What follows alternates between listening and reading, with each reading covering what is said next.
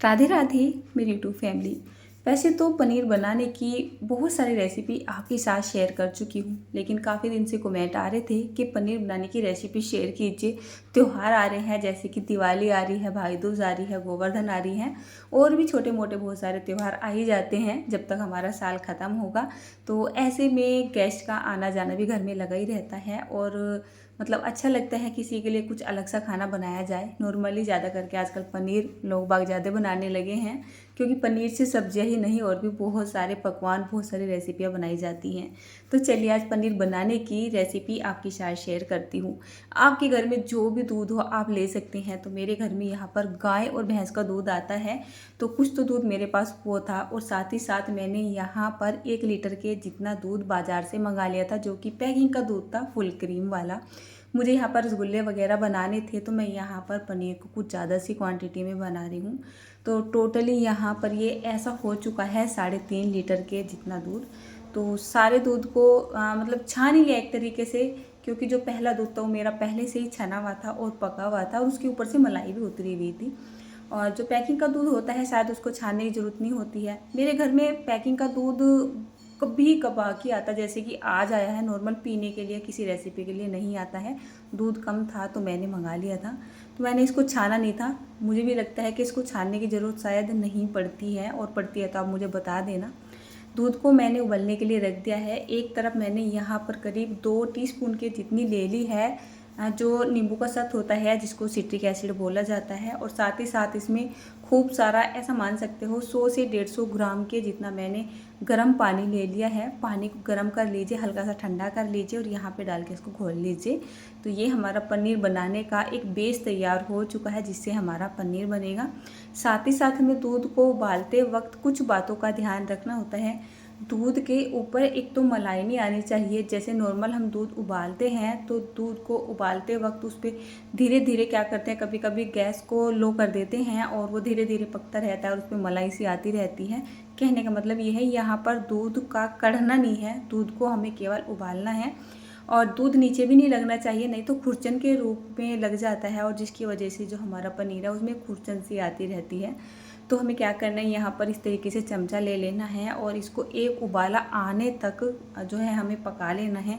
आप देख सकते हो ये 3-3.5 लीटर के जितना दूध होगा। मैंने पूरा नापा तो नहीं था, लेकिन ये मेरा अंदाज़ा है, करीब करीब ये 4 लीटर का है ये मेरा भगोना। और इसमें पूरा 4 लीटर के जितना जो है कोई भी सामान आ जाता है। तो मैंने इसी से अंदाज़ा लगाया कि 3.5 लीटर से लेके 3.25 लीटर तक का दूध यहाँ पर ये हो सकता है। तो मेजरमेंट का इतना बड़ा यहाँ पर कोई इशू है नहीं। वैसे दूध देखिए यहाँ पर बहुत अच्छे से उबल चुका है, इसमें एक उबाला आ चुका है, तुरंत ही मैंने गैस को बंद कर दिया है। अब हमें इससे पनीर बनाना है। पनीर बनाने से पहले हमें कुछ बातों का ध्यान रखना होगा। जैसे दूध मैंने अभी गैस के ऊपर से उतारा है, तो ये बहुत ही ज़्यादा गर्म है।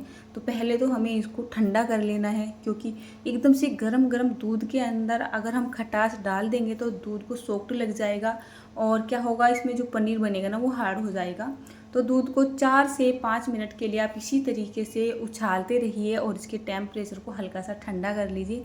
बाकी आप हल्की सी अपनी उंगली को डाल के भी देख सकते हैं कि अगर आपकी उंगली इसकी हीट को सहन कर पाती है तो सही है, ठीक है ना। नहीं तो आप नॉर्मली इसको, जैसे ठंडा सा मौसम होने लगा है, 4 से 5 मिनट के लिए ऐसे उछालते रहिए और उसको ठंडा करते रहिए। अब बारी आती है यहाँ पर दूध को फाड़ने की। तो चमचे के अंदर आप थोड़ा सा दूध लीजिए, और थोड़ा सा यहाँ पर जो आप विनेगर ले रहे हैं तो विनेगर का पानी, नींबू का सत ले रहे हैं तो नींबू के सत का पानी, नींबू का जूस ले रहे हैं तो वो मतलब उसका पानी। कभी भी आप खट्टी चीज़ें दूध के अंदर डायरेक्ट मत डालिए। इस तरीके से थोड़ा थोड़ा सा दूध चमचे के अंदर लेते रहिए, और उसमें थोड़ा थोड़ा सा इस तरीके से पानी डालिए, और इसको थोड़ा थोड़ा करके दूध के अंदर डालिए, और इसको थोड़ी सी देर के लिए छोड़ भी दीजिए। ऐसा नहीं है कि आपने भर भर के चमचे फटाफट से डाल दिया है।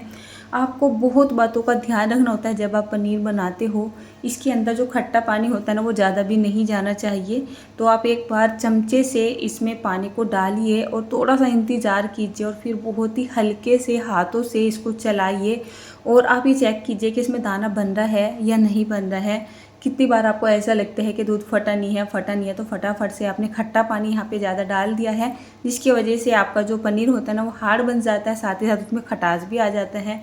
आप यहाँ पर देख सकते हैं, मैंने यहाँ पर सारा पानी डाला भी नहीं है, और बहुत ही बढ़िया छेना या पनीर हमारा बनकर तैयार हो चुका है। इसका जो हरा हरा सा पानी होता है वो बिल्कुल सेपरेट हो रहा है और जो पनीर है हमारा वो नीचे तली में रह रहा है। देखिए इस तरीके से होना चाहिए, एकदम से ऐसा भी नहीं है कि दाना सा बन रहा है, सारे दाने अलग अलग हो रहे हैं। तो ये पहचान होती है एकदम सॉफ्ट पनीर की, बिल्कुल ऐसा होना चाहिए कि आपके चमचे से भी ये लिपट रहा हो। अब हमें क्या करना है, इसमें इसको बिल्कुल भी नहीं छोड़ना है, इसको फटाफट से इसके अंदर से निकालना है, क्योंकि जो दूध का टेम्परेचर था वो काफ़ी गर्म था और ज़्यादा देर तक हमारा छेना इसमें पड़ा रहेगा तो ये हार्ड हो जाएगा। तो फटाफट से हम क्या करते हैं, इसको पानी के अंदर से निकाल लेते हैं। तो जो हमारा ये छेने का पानी बना है ना, ये काफ़ी सारा बना है। तो पहले मैं इस छेने के पानी को उतार लेती हूँ, क्योंकि इसको अगर मैं छानूंगी तो इसके लिए मुझे बहुत बड़ा बर्तन चाहिए होगा और उतना बड़ा बर्तन मेरे पास नहीं है। फाइनली यहाँ पर ये मैंने देखे 3 लीटर के जितना जग ले लिया है अपना, और यहाँ पर मैंने बड़े वाले अपनी स्ट्रेनर रख ली हैं। और इसके ऊपर अब हम सूती सा कपड़ा रख लेते हैं, कोई साफ सूती मखमल का कपड़ा, ये खास पनीर के कपड़े के नाम से ही मार्केट में आता है, रख लेते हैं और इसको हम छान लेते हैं। तो आप ध्यान दीजिएगा, पनीर ना इस तरीके का होना चाहिए, न कि दानेदार पनीर होना चाहिए। दानेदार पनीर होगा तो पनीर हार्ड ही बनेगा, एकदम उसमें लचक नहीं आएगी और वो खाने में भी उतना टेस्टी नहीं लगेगा जितना इस तरीके का पनीर लगता है। अब आप यहाँ पे ध्यान दीजिए, जैसे मैंने यहाँ पर ये सारा का सारा पनीर पलट दिया है, मुझे बहुत सारे कमेंट ये आ जाते हैं कि तुमने पनीर को धोया तो नहीं है। वैसे मैं पनीर को कभी भी धोती नहीं हूँ, क्योंकि बनाते वक्त कुछ चीज़ों को ध्यान रखती हूँ। पनीर को हमें जब धोना होता है जब उसमें ऐसा लगता है कि खटास ज़्यादा है, पानी खट्टा पानी हमने ज़्यादा डाल दिया है। मैं बहुत ही लिमिट के साथ खटास को डालती हूँ और वेट करती हूँ। मुझे एक बार का पनीर बनाने में, मतलब दूध को फाड़ने में कम से कम 7 से 8 मिनट का टाइम लग जाता है। मैं जैसे खट्टा पानी डालती रहती हूँ और थोड़ी थोड़ी देर के लिए रुकती रहती हूँ और चेक करती रहती हूँ कि इसमें कितनी गुंजाइश है। तो फिर भी आज मैंने क्या किया है, जैसे कि आप बोलते हो, मैंने यहाँ पे बहुत हल्का सा पानी डाल दिया है। वैसे यहाँ पर पानी डालने की ज़रूरत नहीं थी और मुझे पनीर को धोना पसंद भी नहीं है। रीज़न वही है कि मैं इसमें ज़्यादा खट्टा पानी नहीं डालती हूँ, मेरा पनीर खट्टा नहीं बनता है, बिल्कुल ऐसा ही बनता है जैसा आप देख रहे हो। बहुत ही हल्का सा मैंने पानी डाला है नाम मात्र के लिए, आप चाहे तो डाल सकते हैं। और देखिए इसको आपको इस तरीके से निचोड़ना है, वैसे तब ये बहुत ही ज़्यादा गर्म है। आप हल्के हल्के से हाथों से इस पोटली को दबाते रहिए और जितना हो सके आप इसका जो मोशन है ना यहीं पे रिलीज़ कर लीजिए। अगर आपको टाइम है कि हाँ आप इसको 1 घंटे के लिए छोड़ सकते हैं तो आप छोड़ दीजिए, लेकिन अगर आपके पास टाइम नहीं है और आपको ज़रूरत है कि हमें 5-7 मिनट में चाहिए ही चाहिए, तो आपको ये प्रोसेस करना ज़रूरी है। नहीं तो आप इसको मोटा मोटा सा निचोड़ के और किसी वज़न को रख के छोड़ सकते हो, अपने आप से इसका सारा पानी निकल जाएगा।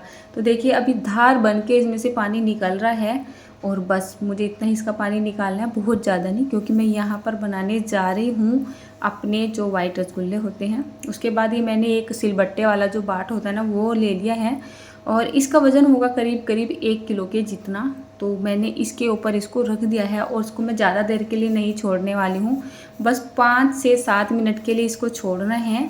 और 5 से 7 मिनट के बाद आपको इस पोटली को खोल देना है और अब आप यहाँ पर रिजल्ट देखिए, क्या बढ़िया वाइट कलर का एकदम परफेक्ट हमारा पनीर बनकर तैयार हो चुका है। इसको मैंने कहीं अलग से बर्तन पे रख के दबाया भी नहीं है, छलनी के ऊपर ही छोड़ दिया था।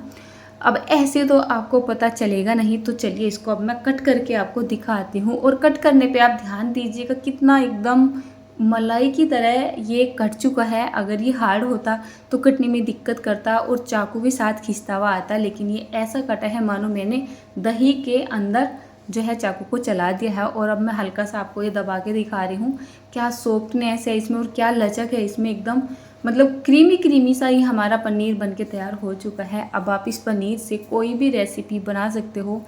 आप यहाँ पर वाइट रसगुल्ले बना सकते हो, रसमलाई बना सकते हो, इसकी सब्ज़ी बना सकते हो, भुर्जी बना सकते हो, पराठे बना सकते हो, मतलब कुछ भी बना सकते हो। तो बिल्कुल परफेक्ट पनीर बनकर तैयार हो जाता है। और त्यौहार आ रहे हैं, त्योहारों पे जिनके घर में गाय भैंसें रहती हैं तो वे भी दूध रोक लेते हैं और मार्केट में इन चीज़ों की डिमांड ज़्यादा हो जाती है। तो आप समझ सकते हैं कि मार्केट में आपको ओरिजिनल चीज़ नहीं मिलेगी। इससे अच्छा है आप पहले से ही पनीर को अपने घर में बना के रख लो, आप इसको बना के फ्रिज में रख लो और 5-7 दिन के बाद भी यूज़ कर सकते हो।